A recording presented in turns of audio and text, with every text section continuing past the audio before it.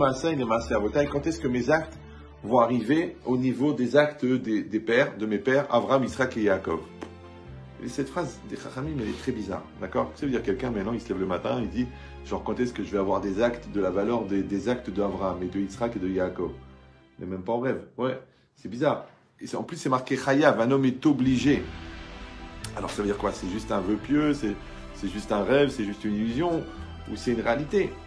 Deuxièmement, c'est marqué dans la Mishnah, dans Sanhedrin, que quand on interroge les témoins, alors on leur dit que sachez pourquoi est-ce que l'homme il a été créé seul, d'accord, pour dire que chaque homme c'est un olam malé, chaque homme c'est un monde entier, et que chacun doit dire bishvili nivra olam, pour moi le monde a été créé.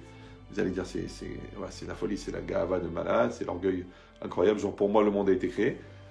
Bon, en vérité le monde a été créé pour moi, ça veut dire que en tant que responsabilité, ouais, pas en tant que genre je suis le centre du monde et le monde il est pour moi. Non, c'est que moi j'ai une responsabilité par rapport au monde entier. Ça veut dire que chacun d'entre nous, il représente un monde. Ça veut dire que lui-même il est un monde et lui-même il est aussi la responsabilité du monde. C'est-à-dire que le monde il existe aussi grâce à lui. Donc il a un rôle à jouer. Chacun a un rôle à jouer. C'est-à-dire que le monde c'est une mosaïque et que une espèce de puzzle extraordinaire. Et chaque pièce de puzzle, elle est nécessaire. La preuve, c'est que quand quelqu'un il fait un puzzle de folie, genre 4 mètres sur 4 mètres, 38 000 pièces, d'accord, et qu'il manque une pièce, tu montres le puzzle à 1000 personnes, il y en a 900 qui disent « Ah, c'est dommage, il manque une pièce. » Pourquoi on voit toujours ce qui ne va pas? Ouais, il manque quelque chose. Il n'est pas complet. Dans la vie d'un homme, c'est exactement pareil, c'est un puzzle. Est-ce que vous savez comment on fabrique un puzzle? Vous êtes au courant? Non? Il faut sortir un petit peu de la yeshiva, d'accord? Donc en fait, c'est un poster, d'accord, qu'on a collé sur une feuille de carton. Après, on le passe sous une presse. La presse, elle, paf, elle découpe en petits morceaux. Et les petits morceaux, on les met dans une boîte.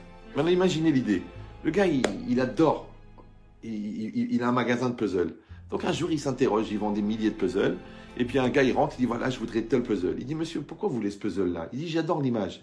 Il dit, mais la vérité, monsieur, le puzzle, il coûte 45 €. Si vous voulez, je vends le poster.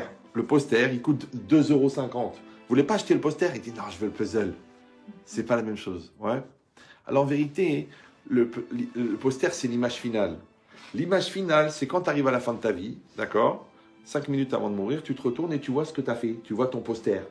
Tu vois tes familles, tu vois ta femme, tu vois tes enfants, tu vois tes mitzvot, tu vois la relation avec le divin, tu vois comment tu as marqué ton temps ou comment tu as éduqué ton chien. Chacun selon l'amplitude de son existentiel, ouais. Mais l'image finale, tu l'as à la fin. Ouais. Mais au départ, c'est quoi? C'est un puzzle avec des pièces dedans. Vous me suivez ou non? Et on passe notre vie à mettre les pièces en place. Tac, tac, tac, tac, tac, tac, tac. Ouais. C'est pour ça qu'il y a des gens, par exemple, ils sont mes boules balim. Ils arrivent à 35 ans, ils te disent, bon, il y a de l'amour, il y a de l'intelligence, il y a de la Torah, mais ils sont mes boules balim. Ils sont embrouillés. Pourquoi? Parce qu'ils ont pas clarifié, ils n'ont pas posé le puzzle. Ouais. Ils sont un peu comme ça, une espèce de compromis. D'accord? Oui, parce que sous prétexte que c'est un compromis qui tient ses promesses, donc les gens, ils veulent s'arranger, d'accord? Ils disent ça je le fais pas, ça c'est exagéré, ça c'est... La semaine dernière, un jeune comme ça, il m'a dit oui, moi avec le bon Dieu, j'ai mon truc, moi je suis très attaché à lui, mais je fais pas Kippour. Un truc bizarre.